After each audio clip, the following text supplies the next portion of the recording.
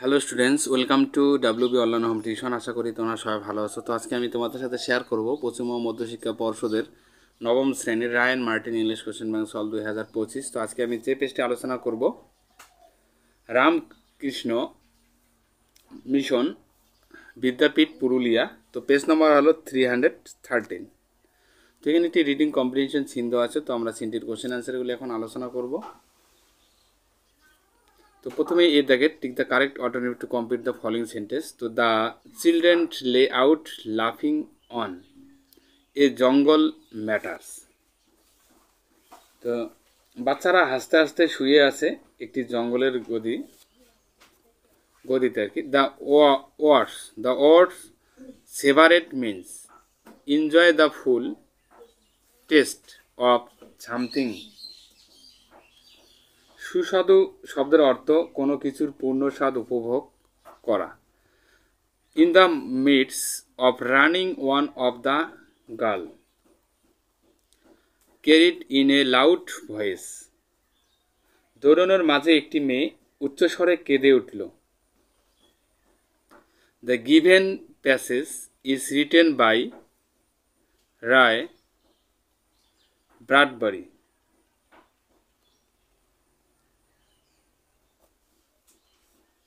তো প্রদত্ত অনুচ্ছেদটি লিখেছেন রে বা রায় ব্র্যাডবারি। এরপরে আলোচনা করব আমরা বি দাগের। Answer the following question. How was the colour of the জঙ্গল? জঙ্গলের রং কেমন ছিল? The colour of the jungle was like rubber ash and ink. তো জঙ্গলের রং রাবার, ছাই এবং কালির মতো ছিল। How was the growth of the jungle even the absence of the sun. সূর্যের অনুপস্থিতিতে জঙ্গলের বৃদ্ধি কেমন ছিল? The jungle kept growing continuously even without the presence of the সান।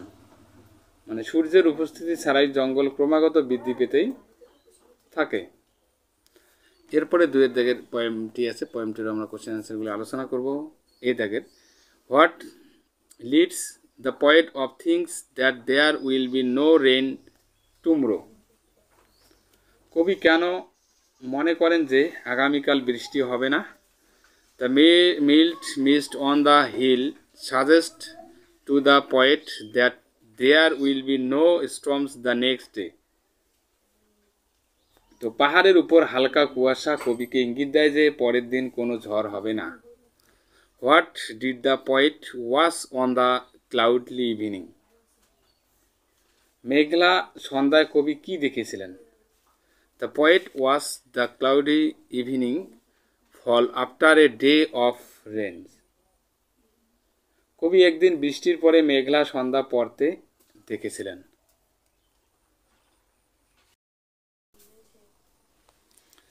এরপরে তিনের দাগের who is feeling like a child once more.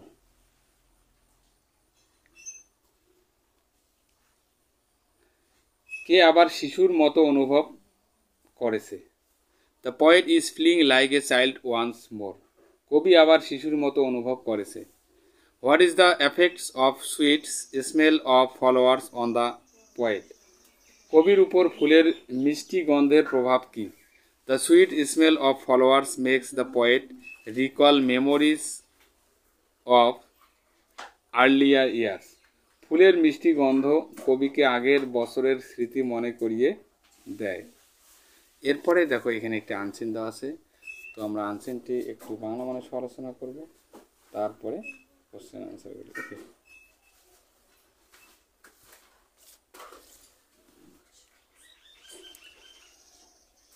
eminent jurist and doyen of the legal profession Foley Sam Neriman passes away at the age of 95 on Wednesday morning in New Delhi.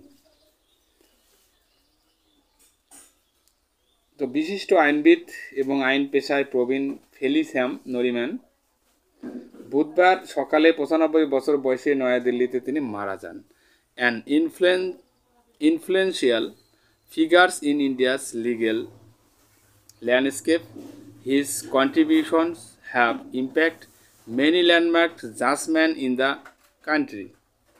ভারতের আইনি জগতের একজন প্রভাবশালী ব্যক্তিত্ব, তার অবদান দেশের অনেক যুগান্তরকারী রায়কে প্রভাবিত করেছে।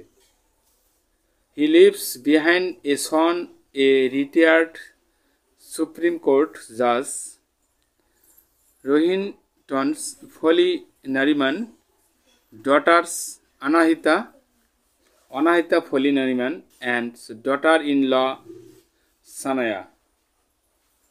তিনি এক পুত্র অবসরপ্রাপ্ত সুপ্রিম কোর্টের বিচারপতি রোহিন্টন ফালি নরিম্যান, কন্যা অনাহিতা ফালি নরিম্যান এবং পুত্রবধূ সানায়াকে রেখে গেছেন।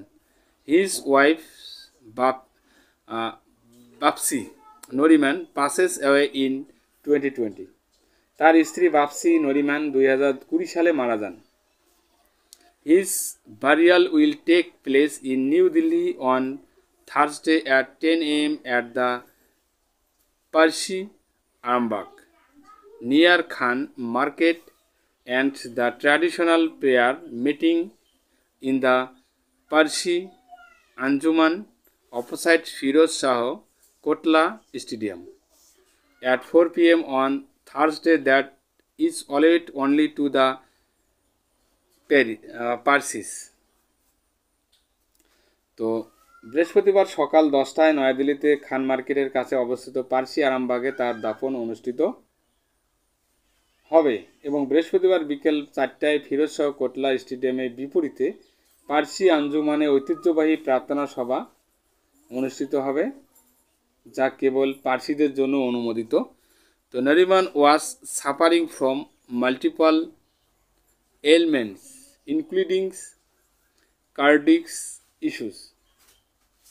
নরিমান হৃদরোগ সহ একাধিক রোগে ভুগছিলেন। Born on January 10, 1929, Nariman did his law from Government Law College, Mumbai. 1929 সালে 10 জানুয়ারি জন্মগ্রহণকারী নরিমান মুম্বাইয়ের সরকারি আইন কলেজ থেকে আইন বিষয়ে পড়াশোনা করেন। Initially, he practiced at Bombay High Court before shifting to the Supreme Court after appointment as additional Solicitor General by the Indira Gandhi government in 1972. 1972 সালে ইন্দিরা গান্ধী সরকার কর্তৃক অতিরিক্ত সলিসিটর জেনারেল নিযুক্ত হওয়ার পর সুপ্রিম কোর্টে যাওয়ার আগে তিনি প্রথমে বোম্বে হাইকোর্টে অনুশীলন করেন। He resigned as ASG in 1975 in protest against the impositions of the national emergency in June 1975. তো 1975 সালের জুনে জাতীয় জরুরি অবস্থা আরোপের প্রতিবাদে তিনি 1975 সালে এএসজি পদ থেকে পদত্যাগ করেন। He received the Padma Bhushan in January 1991 and was awarded the Padma Vibhushan in 2007. তো তিনি 1991 সালে জানুয়ারিতে পদ্মভূষণ লাভ করেন এবং 2007 সালে পদ্মবিভূষণে ভূষিত হন। তো এরপরে আমরা কোশ্চেন আনসারগুলি এখন আলোচনা করব।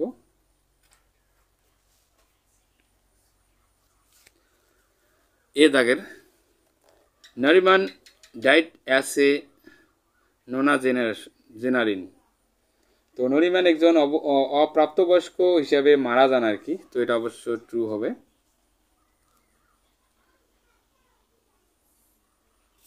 হি পাসেসড অ্যাওয়ে দ্য এজ অফ 95। তিনি 95 বছর বয়সে মারা যান। মিস্টার নরিমান ওয়াজ এ হিন্দু। তো মিস্টার নরিমান একজন হিন্দু ছিলেন, এটা অবশ্য ফলস হবে।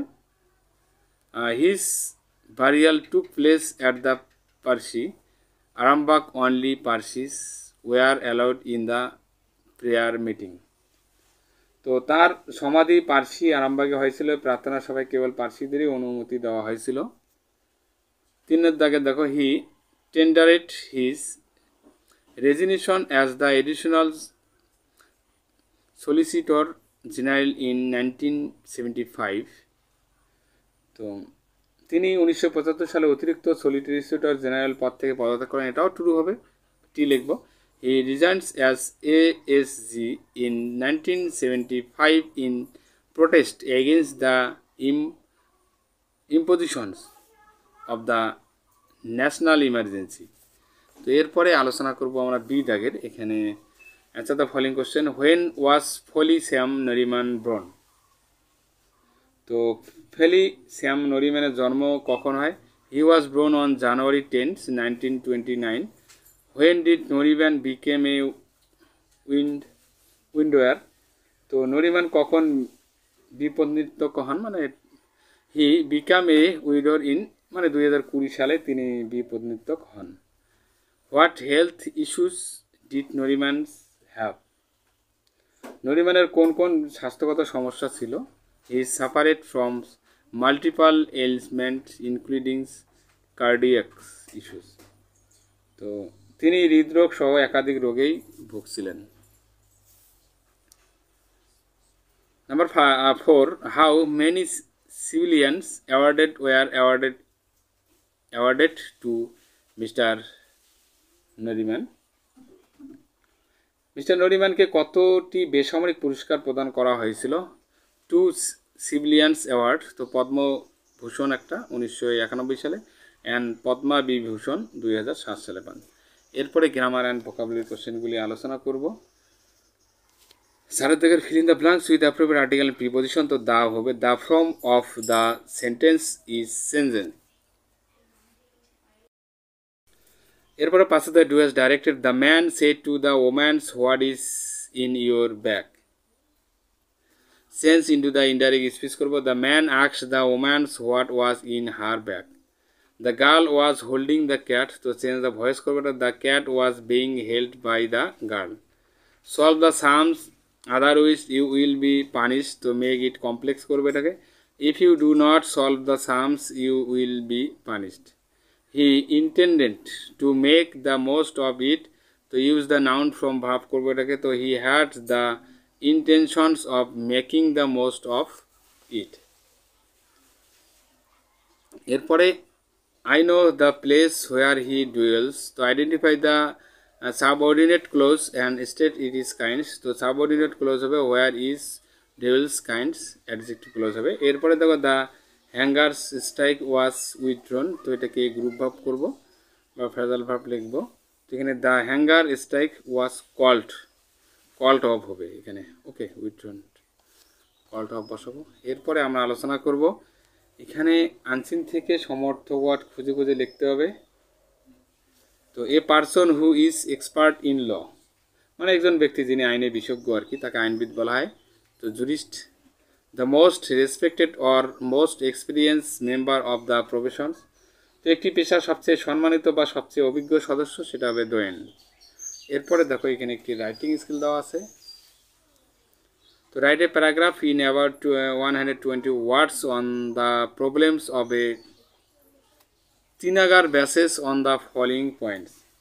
তো একজন কিশোরের সমস্যা সম্পর্কে একটি অনুচ্ছেদ লিখতে হবে 120টি শব্দের মধ্যে। এখানে কিছু পয়েন্ট দেওয়া আছে, এই পয়েন্টের উপর ভিত্তি করে। তো প্রথমে আমরা the problems of a teenager point করলাম। Teenager belongs to the age group between childhood and adulthood. কিশোরীরা শৈশব এবং প্রাপ্তবয়স্কদের মধ্যবর্তী বয়সের অন্তর্গত। They are often misunderstood because they are not treated as either children or adults. তাদের প্রায়শই ভুল বোঝাবুঝি করা হয় কারণ তাদের সাথে শিশু বা প্রাপ্তবয়স্কদের মতো আচরণ করা হয় না। This confusion cause many emotional problems. তো এই বিভ্রান্তি অনেক মানসিক সমস্যার সৃষ্টি করে। One of the major issues faced by teenagers is the struggle to fit in with peers and society. কিশোর কিশোরীদের মুখোমুখি হওয়া প্রধান সমস্যাগুলির মধ্যে একটি হল সমবয়সী এবং সমাজের সাথে খাপ খাইয়ে নেওয়ার সংগ্রাম। They often feel lonely and crave love sympathy and friendship. তারা প্রায়শই একাকী বোধ করে এবং ভালোবাসা, সহানুভূতি, বন্ধুত্বের আকাঙ্ক্ষা করে। When they fail to find understanding, they may become frustrated or rebellious.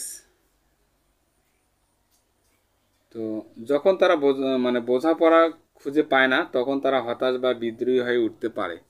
তো দেয়ার ইমোশনস রানস ডিপ, তাদের আবেগ গভীর হয়, কিন্তু দে আর অফটেন্স ইগনোরেট অর মিসজাস্ট, কিন্তু প্রায়শই তাদের উপেক্ষা করা হয় বা ভুলভাবে মূল্যায়ন করা হয়।